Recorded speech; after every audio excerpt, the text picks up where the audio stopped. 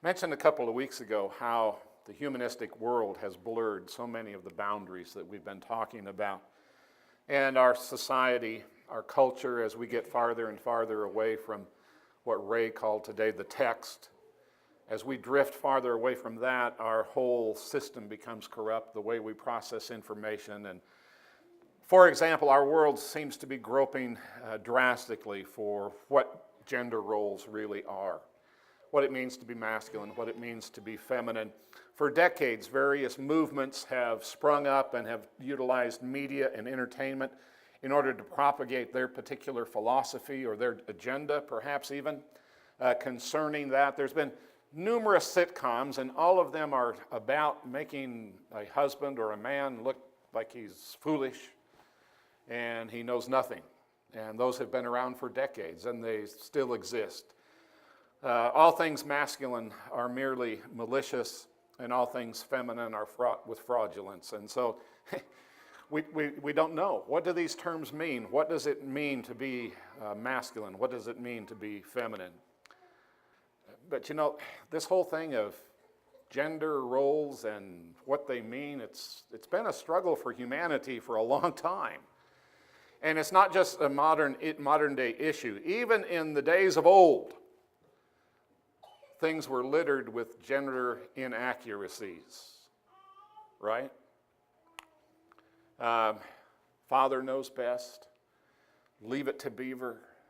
Oh, I love to watch those shows, but you know, I've never seen a woman cook in the kitchen in a dress and run a blender without getting anything on her like June Cleaver. I mean, my goodness. You know, and she's always in the kitchen. Every time, you know, he walks in the door, she's in the kitchen making... The gender roles, even back then, were being portrayed by what society wanted those to be revealed as. I even, as this is a painful thing, but I speak often of my grandfather and how dear he was to me. But my grandfather, whenever I helped Granny bake cookies or sweep or clean or any of those things, he would sit there, usually with his cup of coffee and newspaper, and he'd say, "You're going to make somebody a good wife someday." He had a definition of what gender roles were. And of course, back in those days, you know, there was women's work and there was men's work. And there was no blending of the two. So this whole discussion of gender has been something we've struggled with for a long time. As a child, I remember hearing men, and I think most of them were doing this in a joking way, refer to a passage of Scripture, and then it was always like, that's the way it's going to be at our house. And the passage is 1 Peter chapter 3 and verse 6, right? And some of you will quote this, because Sarah obeyed Abraham, and she called him Lord. Yes, sirree, Bob, that's the way it is in my household, right? Well, and again, I think most of that was in jest when I remember hearing that.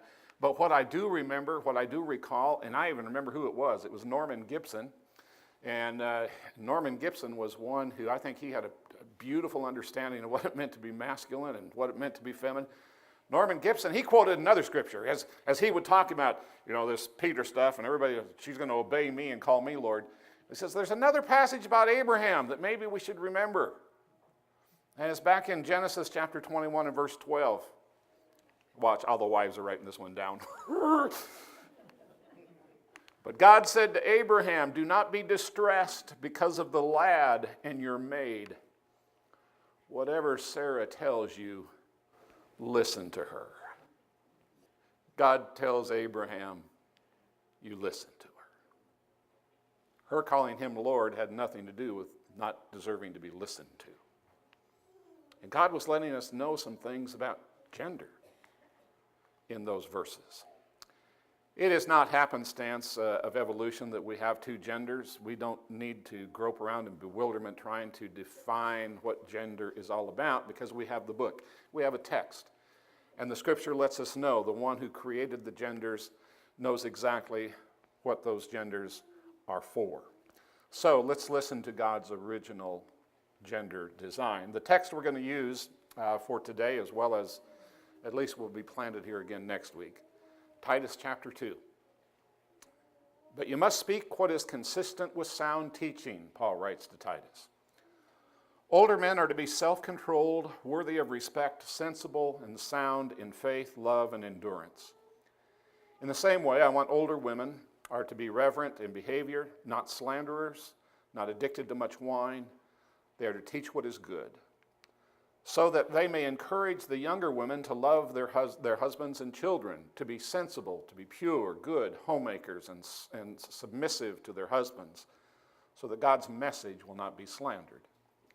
Likewise, encourage the young men to be sensible about everything, to set an example of good works yourself, with integrity and dignity in your teaching. Your message is to be sound beyond reproach, so that the opponent will be ashamed, having nothing bad to say about us. There's our text.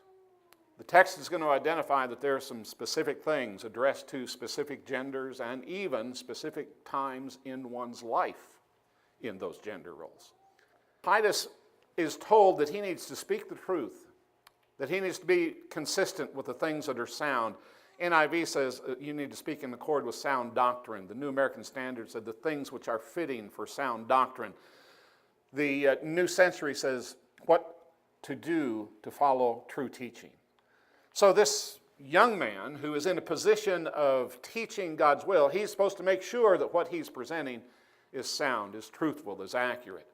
He's to keep on speaking the things which are suitable or indicative of, the things which are healthy, uncorrupted, or true, the instruction, the function, or the information.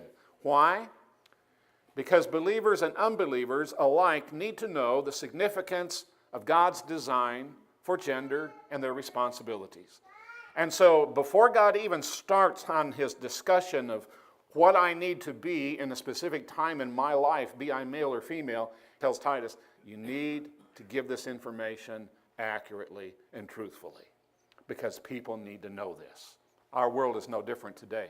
We need to know this. The corruption is not new. We need to know this. We need to comprehend exactly what God specifies our roles are to be. Paul will specifically address 4 groups of people as he writes to Titus, and this morning we're going to talk, I'm not going to say old men, I'm going to say mature. We're going to talk about God's assignment for mature men. Back to that text. Verse 2, here's what it says. Older men are to be self-controlled, worthy of respect, sensible and sound in faith, love, and endurance. So let's break some of that down, look at some of those individual words. First of all, we've got the word older. It's the Greek word presbyteros, and you've probably heard that before. We get our English word presbytery from that Greek lineage. It means to be elderly, to be older, to be senior. The Jewish understanding of this word, in other words, when you use this word to a Jew, their comprehension would be it was someone who had the experience of life well enough and far enough along, they could serve as a member of the Sanhedrin. They were trusted then to have a level of wisdom and a level of understanding that not everyone had, and by way of experience, they had achieved that. It's used in reference to a group of elders, what you and I typically call elders, in 1 Timothy chapter 4, when Paul writes to Timothy in verse 14, and he tells him that he should not neglect the gift that had been given him by the laying on of the presbytery, of the elders. So the men who were older in the church had laid their hands on Timothy as the young minister and set him aside for a specific task and purpose. Paul's first gender discussion addresses senior males. The responsibilities of their gender position is specifically outlined. First, we're going to look at 6 different attributes. The first one is this.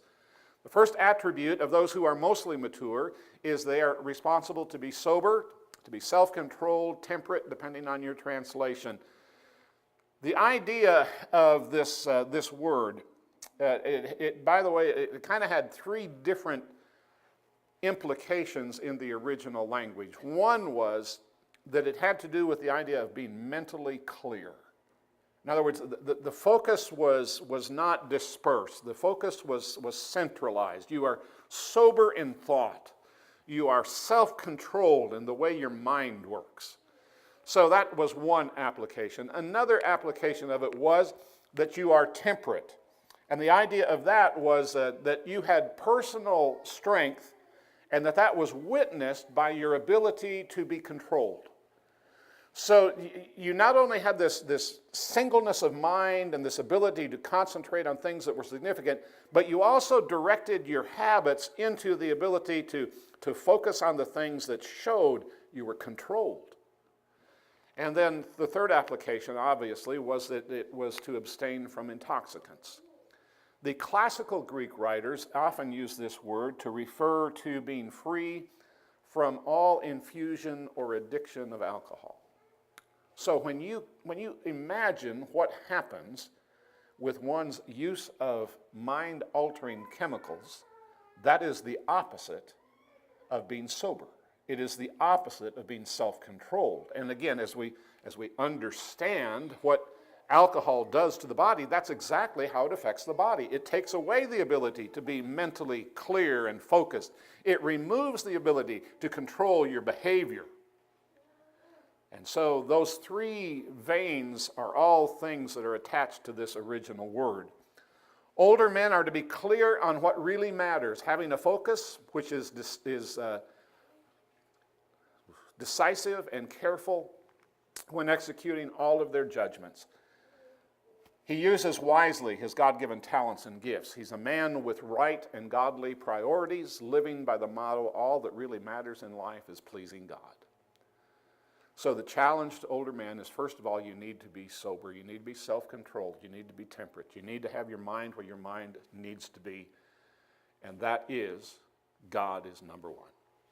And that's the first call, first responsibility for those who are older men. Secondly, he is also to be worthy of respect, dignified, serious, depending on your translation. The idea of this original word is to revere, deeply respected, to be viewed as majestic, honorable, and honest. To be worthy of respect.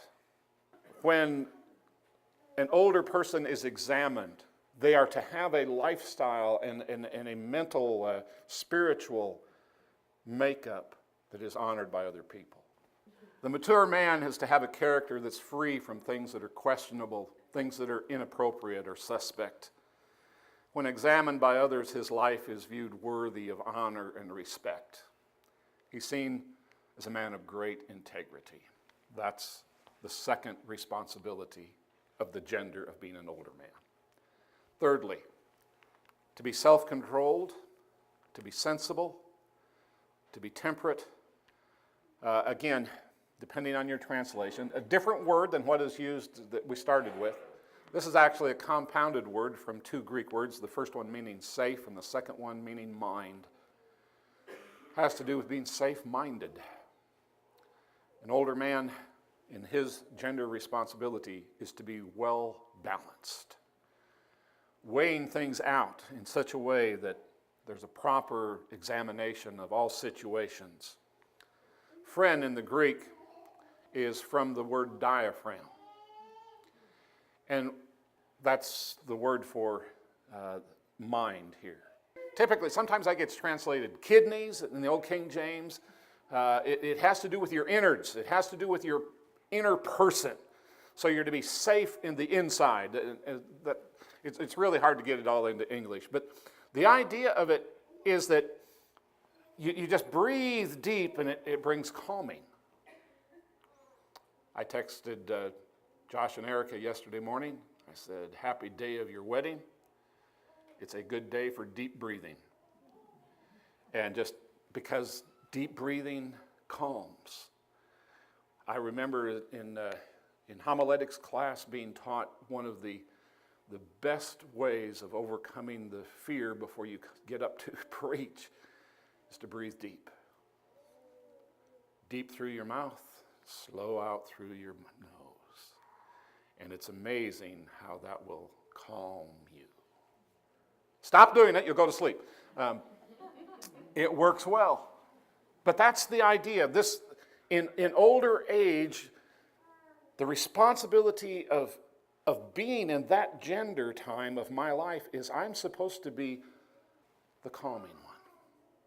I'm supposed to bring that to the situations I face, to the life that I have. This person demonstrates self-discipline not careless or foolish about words or behavior. John MacArthur says this: this all means that you should have discernment, discretion, and judgment that comes from walking with God for many years. They control their physical passions and reject the world's standards and resist worldly attractions. The fourth characteristic of the gender of older men is to be sound in the faith, to live wisely, to be strong in faith. The word identifies that which is healthy or well. The idea is being uncorrupted. Whatever society holds, in whatever time of history we live, the responsibility of older men is we're not corrupted by it. We're not influenced by it. Our concentration is such that our faith is sound. Our faith is based upon things that are wise. Originally, the word was used of one who was healthy enough to care for those who were sick. In the classical Greek language, it would reference people who were literally dying from ailments, but someone who was healthy enough to serve them, to medically assist them in their illness. The challenge, again, older men are to be well enough spiritually to help those who are sick spiritually, to be whole enough spiritually to affect those who have gaping wounds spiritually. That's the challenge for the older man. This kind of faith is rooted in knowing not just what one believes or even why one believes it, but it's about knowing who one believes in. So it isn't a matter of memorizing the Bible. It's not an issue of, how much can I teach the Scripture? It's an issue of how much am I in love with God? Does my faith show I'm in love with God? This is a faith that says, even if I cannot see God's hand, I can trust His heart. Even if I can't see God's hand, I can still trust His heart. Fifthly, the older person fulfilling the gender role and the responsibility that God lays out is sound in love, filled with love. Barnes says, at this time of life, all the fiery, impetuous, envious, wrathful passions of his early years and his mind should be subdued into sweet benevolence to all mankind. It seems to me, from my experience, that as I have witnessed older people, like you go one of two directions. You either get really cranky or you get really sweet. I've lived long enough that I have actually watched men change. I have watched cranky middle-aged men who could out-argue anyone on any biblical topic. I have watched them as they hit mature time of life. I have watched them become the sweetest, most loving and kind individuals that God's put in His kingdom. Now that doesn't happen just by getting old. It happens because I decide I'm going to fill the role that God has assigned me as an older man. And it now is time. All of that stuff that at one time I thought was so vital and important doesn't matter anymore. I love what history says about the Apostle John. He calls himself the loved, we think, the beloved one of Jesus. But history says that John got so ill that he was unable to walk. And history says there were brothers and sisters who actually would bring him to their gatherings on a stretcher. And as people came and went and passed by the Apostle John on a stretcher, he had one sentence that he would repeat over and over. Love one another. Love one another. How would that impact you? Older man. Physical health gone. The back of our church building, and as you're going out thinking how torqued you are about somebody's hat that was in your way, and he says, love one another. Lastly, God says this person is also to be sound in patience, sound in steadfastness, sound in endurance or perseverance. All those are different translations of what is talked about. A compound word made up of the Greek word hupo, which means under, and the word for stay. So, responsibility of more mature men, their gender is to demonstrate what it's like to stand upon something, to stay standing upon something, to patiently endure, to be steadfast. This is so much more than grinning and bearing what comes to your life. It's so much more than, well, it just is what it is. It's so much more than just biting the bullet. The idea here is that one has learned not just to seek release from the toils, but to find within those toils the peace of God. In other words, God's saying, I want those who have matured in my kingdom, who have experienced terrible issues of life, I want them to be examples not of, hey, eventually it'll get better. I want them to be examples of, I found the peace of God, regardless of what was going on. I experienced God's peace. Age can bring on unique physical afflictions, occasions of loneliness, and circumstances which easily breed despair. However, the responsibility of a godly man is to endure testing, to work through hardship, to accept disappointment, and to not give in to adversity. He continues to run the race with endurance.